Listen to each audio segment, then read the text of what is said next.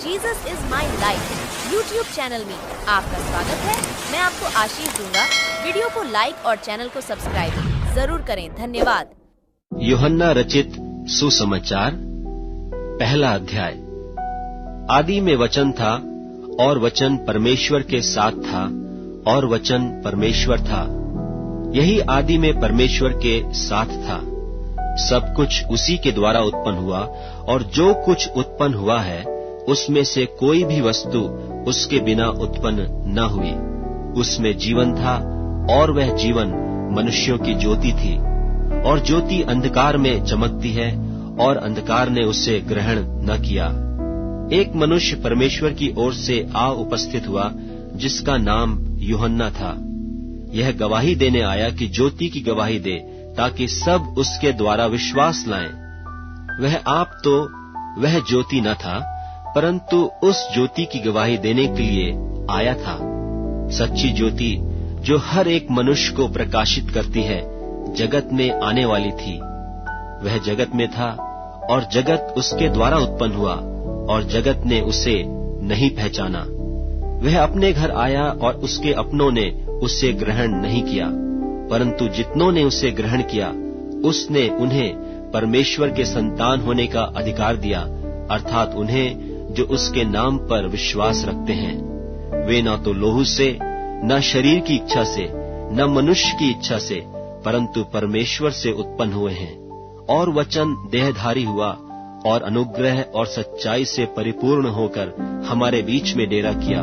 और हमने उसकी ऐसी महिमा देखी जैसी पिता के एकलौते की महिमा। यूहन्ना ने उसके विषय में गवाही दी और पुकार कर कहा कि यह वही है जिसका मैंने वर्णन किया कि जो मेरे बाद आ रहा है वह मुझसे बढ़कर है, क्योंकि वह मुझसे पहले था। क्योंकि उसकी परिपूर्णता से हम सब ने प्राप्त किया, अर्थात अनुग्रह पर अनुग्रह।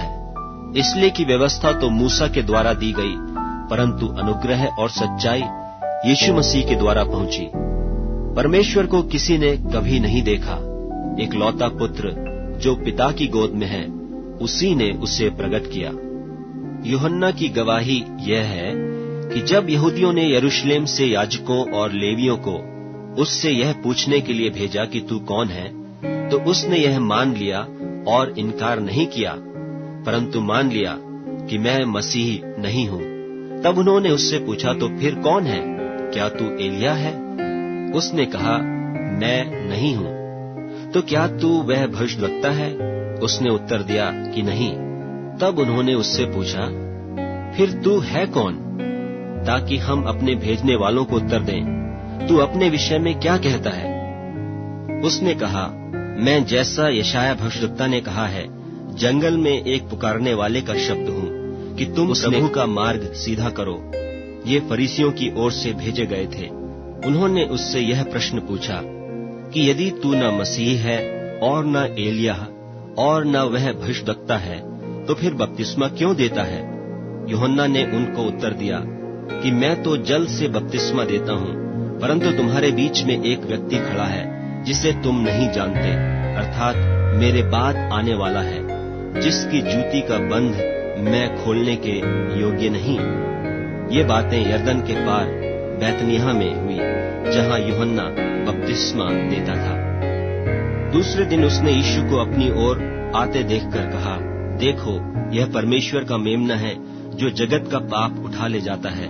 यह वही है जिसके विषय में मैंने कहा था कि एक पुरुष मेरे पीछे आता है जो मुझसे श्रेष्ठ है, क्योंकि वह मुझसे पहले था और मैं तो उसे पहचानता न था, परंतु इसलिए मैं जल से बपतिस्मा देता हुआ आया कि वह इस्राएल पर प्रकट हो जाए।